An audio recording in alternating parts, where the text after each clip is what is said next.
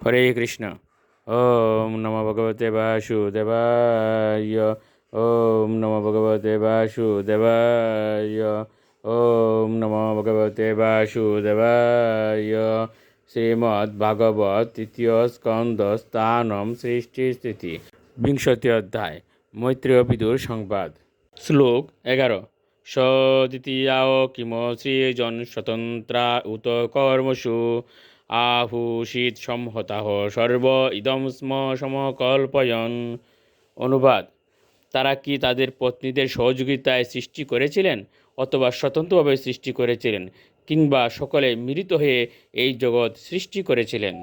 শ্লোক 12।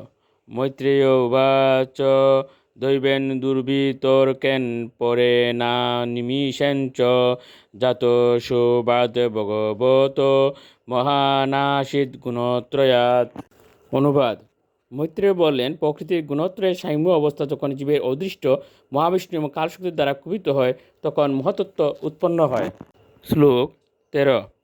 রজ প্রদানাৎ মহত স্ত্রীলিঙ্গু দৈব চোদিতাৎ জাত সসর্জ বোতাদির বিয়োদাদিনী পঞ্চশ।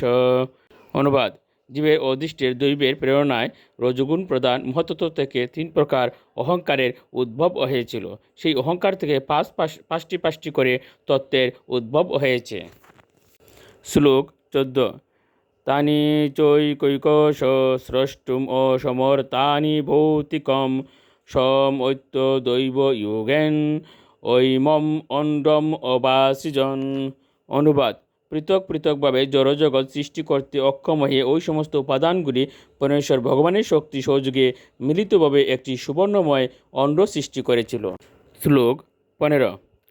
সুঅশিষ্টাব্দি সলিলে আণ্ড কুশু নিরাত্মক সাগ্রম বৈ বর্ষ সাহস্রম অন্নবাৎসিতম ঈশ্বর।